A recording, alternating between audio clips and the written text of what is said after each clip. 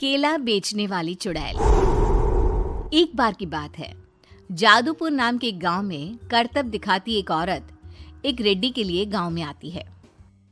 आइए आइए मेहरबान कदरदान, खाइए रोहड़ा के ताजे ताजे केले। कभी खाए नहीं होंगे ऐसे केले, पीले पीले केले खाइए। ये कहकर रोहड़ा हाथों में 4 केले लिए उन्हें सर्कल में जोर जोर से हवा में उछालती हुई करतब दिखाती है, जिसे देखकर आसपास के सारे बच्चे अपने अपने मम्मी पापा से उस औरत के पास जाने की जिद करने लग जाते हैं।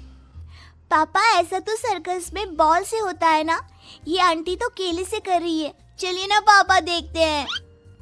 रोहड़ा एक पतली सी तार पर चलती हुई केलों से करतब दिखाती है।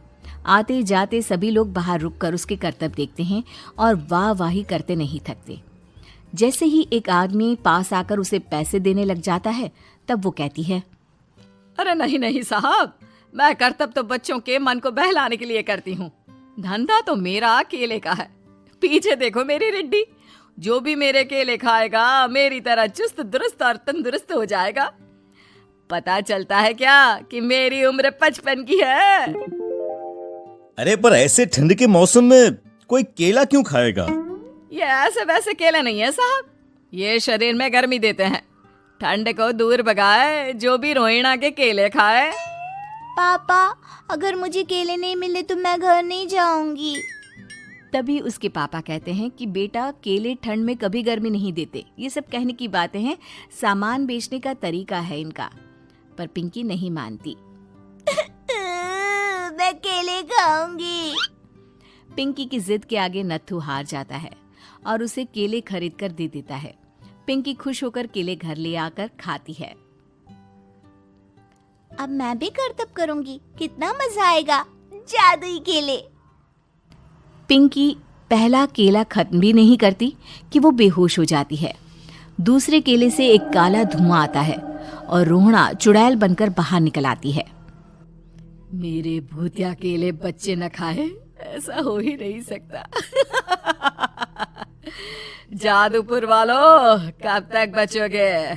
आ गई हूं मैं रोहड़ा, जिसका कोई नहीं कर सकता सामना। रोहड़ा पिंकी को गोद में उठाकर काले धुएं में कहीं गायब हो जाती है। शाम के वक्त नत्थू घर लौटता है और पिंकी को घर में ना पाकर उसकी माँ से कहता है, माँ पिंकी कहाँ है? अरे बेटा, उसे तो तू सुबह करतब दिखाने ले गया था ना, फिर कहाँ वापस आए तुम दोनों?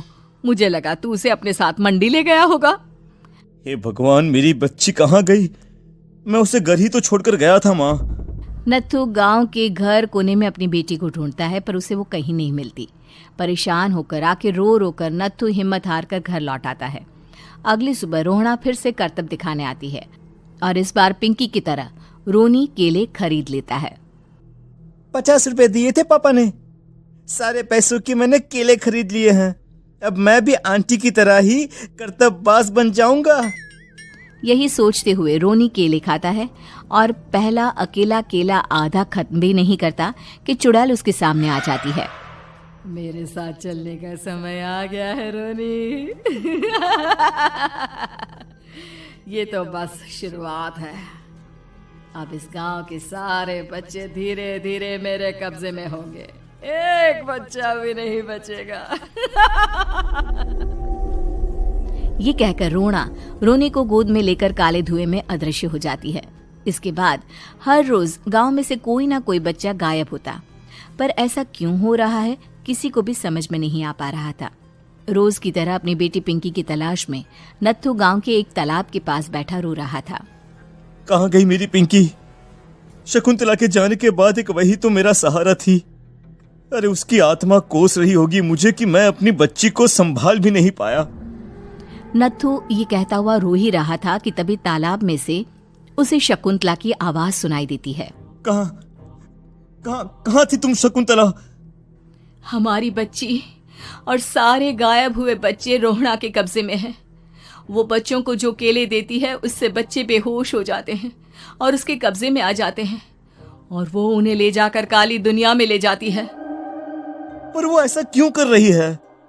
ये मैं नहीं जानती, पर उस दुनिया का रास्ता मैं आपको बता सकती हूँ।